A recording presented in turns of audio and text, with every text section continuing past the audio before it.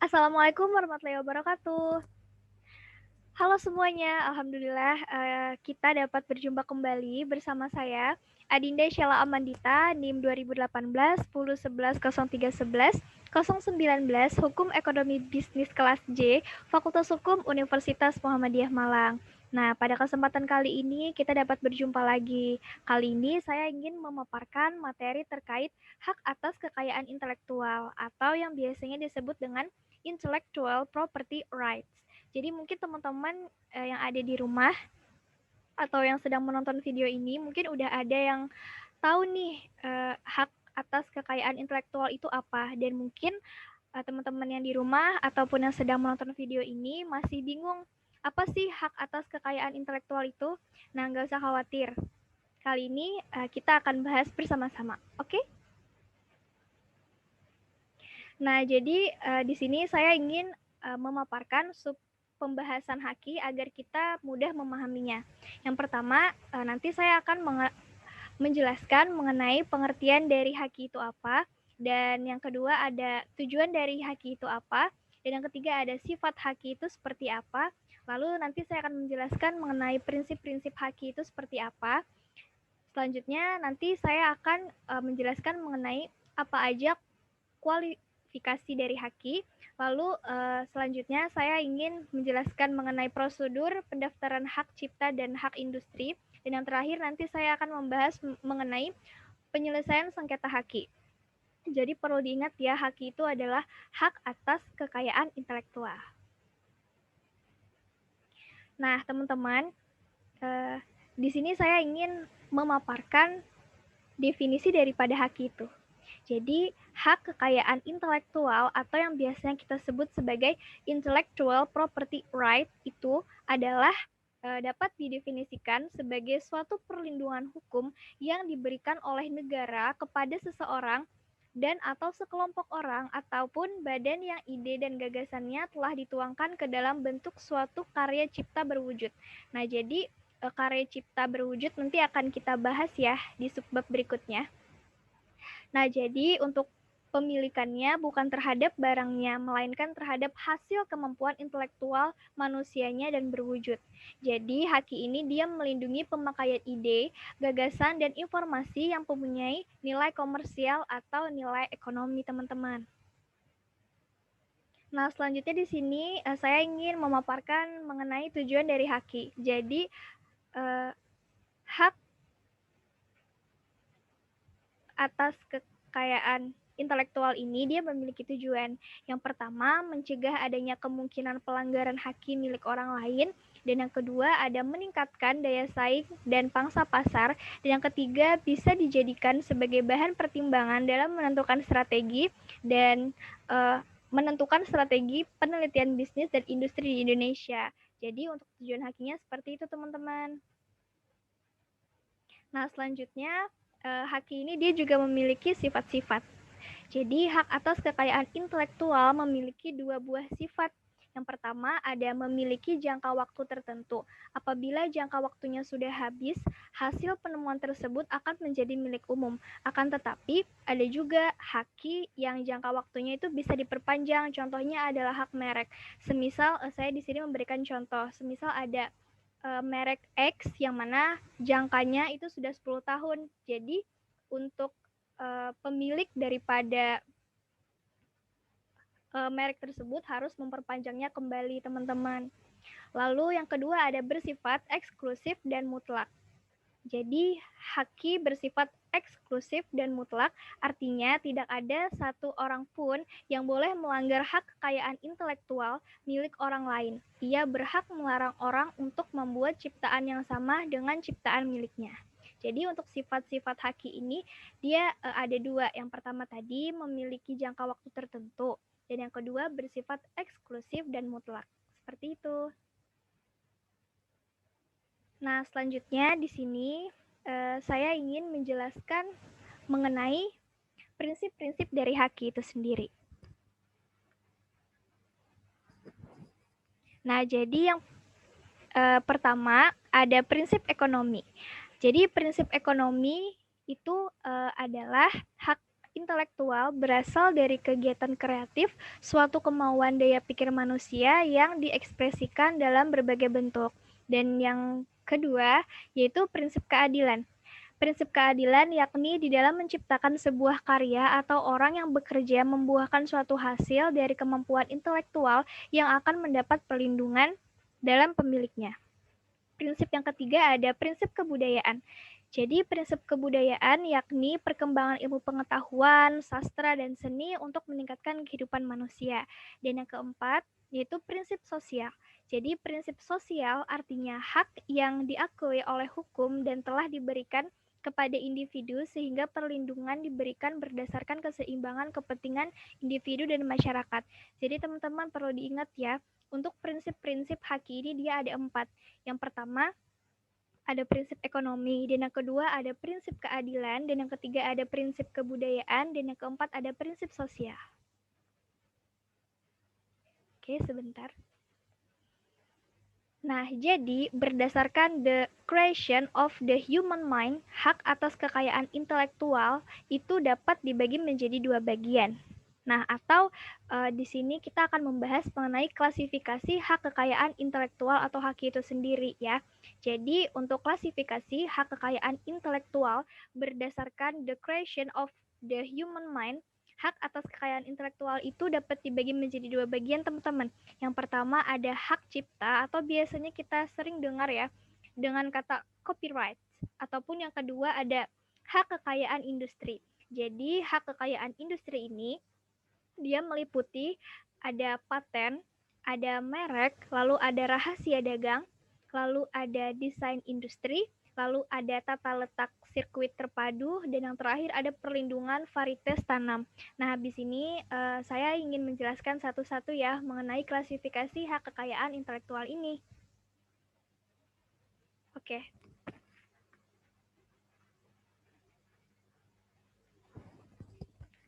Nah, jadi yang pertama tadi ada klasifikasinya kan ada 2 ya teman-teman. Yang pertama ada hak cipta sama industri ya tadi.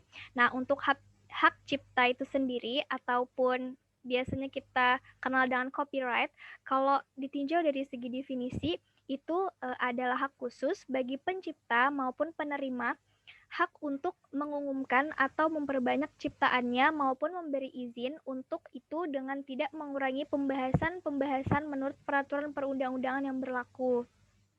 Selanjutnya, untuk hak cipta ini dia juga ada dasar hukum ataupun payung hukum yang melindungi teman-teman, yaitu Undang-Undang Nomor 19 Tahun 2002 tentang hak cipta. Lalu untuk hak cipta ini atau copyright ini dia juga memiliki sifat-sifat hak cipta. Yang pertama, hak cipta dianggap sebagai benda bergerak dan tidak berwujud. Dan yang kedua, hak cipta dapat dialihkan seluruhnya atau sebagian. Bila dialihkan harus tertulis, bisa dinotaris atau di bawah tangan. Lalu yang ketiga, hak cipta tidak dapat disita, kecuali jika diperoleh secara melawan hukum. Seperti itu. Selanjutnya, ada hak-hak yang tercakup dalam hak cipta. Jadi yang pertama itu ada hak eksklusif. Yang dimaksud dengan hak eksklusif adalah hanya pemegang hak ciptalah yang bebas melaksanakan hak cipta tersebut. Lalu yang kedua ada hak ekonomi. Hak ekonomi adalah hak untuk mendapatkan manfaat ekonomi atas ciptaan. Lalu yang ketiga ada hak moral. Jadi hak moral ini adalah hak yang melekat pada diri pencipta atau si pelakunya. Seperti itu teman-teman. Penjelasan mengenai hak cipta atau copyright yang sering kita dengar. Nah, jadi hasil ciptaan yang dilindungi Undang-Undang Hak Cipta atau Undang-Undang Hak Cipta Nomor 19 Tahun 2002 adalah karya cipta dalam terbagi menjadi 3 bidang. Yaitu yang pertama ada hak cipta ilmu pengetahuan, dan yang kedua ada hak cipta seni, dan yang ketiga ada hak cipta sastra. Untuk hak cipta ilmu pengetahuan itu terdiri atas buku, program komputer, pamflet, perwajahan atau layout, karya tulis yang diterbitkan, dan semua hasil karya tulis lain Lalu bisa berupa ceramah, kuliah, pidato, dan ciptaan lain yang sejenis dengan itu. Lalu ada alat peraga yang dibuat untuk kepentingan pendidikan dan ilmu pengetahuan. Lalu selanjutnya ada hak cipta seni, yaitu terdiri dari musik atau lagu dengan atau tanpa teks. Lalu ada drama atau drama musikal, ada tari, koreografi, pewayangan, dan pantomim. Lalu selanjutnya ada seni rupa dalam segala bentuk seperti seni lukis, gambar, seni ukir, seni kaligrafi, kolas, seni patung, dan seni terapan, arsitektur, peta, seni batik, fotografi, serta sinematografi. Lalu untuk hak cipta sastra, terdiri atas terjemahan, bunga rampai tafsir, saduran, database, dan karya lain dari hasil pengalih wujudan. Jadi, semisal teman-teman di rumah nih menciptakan musik nih ya, ataupun misalnya menjadi konten kreator, misalnya kalian sedang merilis musik, nah itu sepertinya harus memiliki hak cipta ya, hak cipta harus didaftarkan agar mendapatkan perlindungan hukum. Nah, lalu selanjutnya di sini saya ingin menjelaskan mengenai hak kekayaan industri. Jadi, hak kekayaan industri atau industrial property right itu adalah hak yang mengatur segala sesuatu tentang milik perindustrian. Hak kekayaan industri atau industrial property right itu dia meliputi ada 7 aspek ya. Yang pertama itu ada paten. Jadi, paten ini sering sekali ya kita dengar pada kehidupan kita sehari-hari gitu ya. Nah, untuk penjelasannya daripada paten ini, hak paten adalah hak eksklusif yang diberikan oleh negara kepada investor atas hasil investasinya di bidang teknologi untuk melaksanakan sendirinya invensinya tersebut atau memberikan persetujuannya kepada pihak lain untuk melaksanakannya. Untuk paten itu sendiri, dia memiliki dasar hukum teman-teman, yaitu hak paten atau paten Undang-Undang Nomor 14 Tahun 2001 tentang paten. Jadi untuk paten itu dia sudah memiliki payung hukum yang tetap ya teman. Lalu yang kedua ada merek atau trademark. Itu kalau kita tinjau nih ya dari segi pengertian, merek adalah tanda yang berupa gambar, nama, kata, huruf-huruf, angka-angka, atau susunan warna atau kombinasi dari unsur-unsur tersebut yang memiliki daya pembeda dan digunakan dalam kegiatan perdagangan barang atau jasa, sedangkan pengertian dari hak merek adalah hak eksklusif yang diberikan oleh negara kepada pemilik merek terdaftar untuk jangka waktu tertentu dengan menggunakan sendiri merek tersebut atau memberikan izin kepada pihak lain untuk menggunakannya. Untuk merek itu sendiri, dia udah ada payung hukumnya juga ataupun dasar hukumnya ya teman-teman. Untuk hak merek atau trademark ini, dia dasar hukumnya terdapat pada Undang-Undang Nomor 15 Tahun 2001 tentang merek. Jadi dari paten ataupun merek itu udah memiliki dasar hukum ataupun udah memiliki dasar hukum atau payung hukum yang tetap. Oke.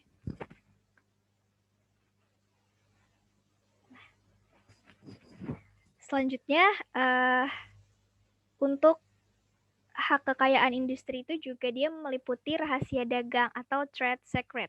Jadi kalau kita tinjau dari segi pengertiannya, rahasia dagang adalah informasi yang tidak diketahui oleh umum di bidang teknologi dan atau bisnis mempunyai nilai ekonomi karena berguna dalam kegiatan usaha dan dijaga kerahasiaannya oleh pemilik. Jadi teman-teman untuk rahasia dagang ini dia memiliki dasar hukum juga, yaitu terdapat pada Undang-Undang Nomor 30 Tahun 2000 tentang rahasia dagang. Lalu untuk selanjutnya, hak kekayaan industri itu juga meliputi desain industri. Nah, desain industri ini sering sekali ya kita temui di kehidupan sehari-hari. Nah, kalau kita tinjau nih dari segi pengertiannya, desain industri itu dia sebagai suatu kreasi tentang bentuk, konfigurasi atau komposisi garis atau warna, atau garis dan warna atau gabungan daripadanya yang berbentuk 3 dimensi atau 2 dimensi yang memberikan kesan estetis dan dapat diwujudkan dalam pola 3 dimensi atau 2 dimensi serta dapat dipakai untuk menghasilkan suatu produk, barang, komoditas, industri atau kerajinan tangan. Jadi untuk desain industri ini, dia juga memiliki dasar hukum atau payung hukum teman-teman, yaitu Undang-Undang Nomor 31 Tahun 2000 tentang Desain Industri. Nah, selanjutnya untuk hak kekayaan industri itu juga meliputi desain tata letak sirkuit terpadu, teman-teman. Jadi, desain tata letak sirkuit terpadu itu adalah kreasi berupa rancangan peletakan 3 dimensi dari berbagai elemen. Sekurang-kurangnya, satu dari elemen tersebut adalah elemen aktif, serta sebagian atau semua interkoneksi dalam suatu sirkuit terpadu, dan peletakan 3 dimensi tersebut dimaksudkan untuk persiapan pembuatan sirkuit terpadu. Sering ya teman-teman kita lihat untuk desain tata letak sirkuit, pasti udah nggak asing lagi kan? Nah, jadi dasar hukumnya itu terdapat pada Undang-Undang Nomor 32 Tahun 2000 tentang Desain Tata Letak Sirkuit Terpadu.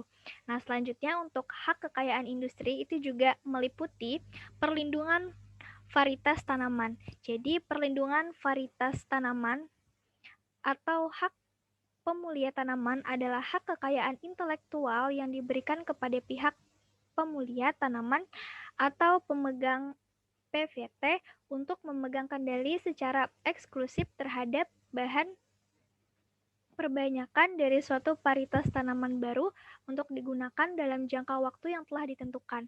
Untuk dasar hukumnya itu sendiri, yaitu dia terdapat pada Undang-Undang Nomor 29 Tahun 2000 tentang Perlindungan Varietas Tanaman. Nah,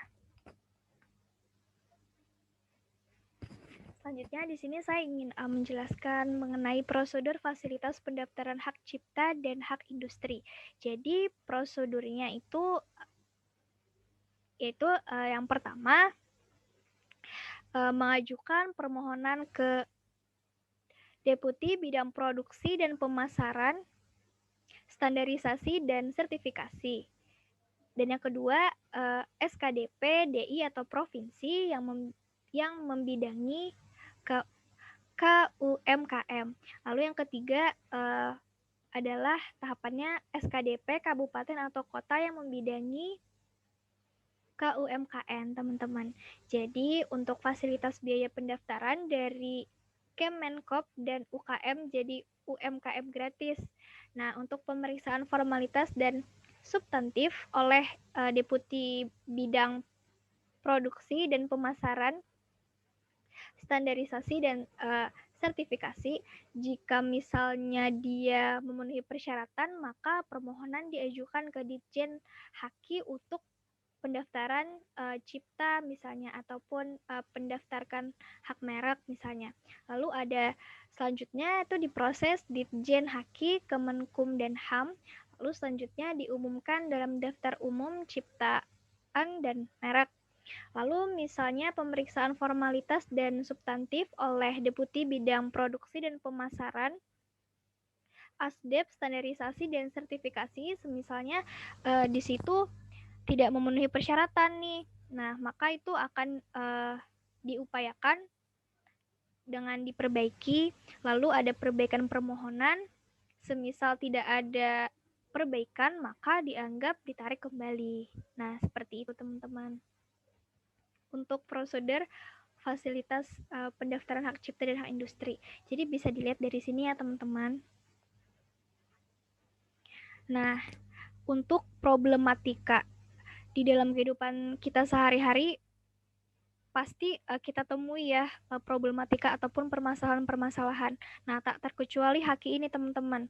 Jadi, semisal ada permasalahan tentang bidang kekayaan intelektual ini bagaimana? Nah, jadi cara penyelesaian sengketa yang ada pada bidang kekayaan intelektual itu dapat ditempuh dengan dua cara, yaitu untuk jalur pengadilan atau biasanya kita sebut dengan litigasi.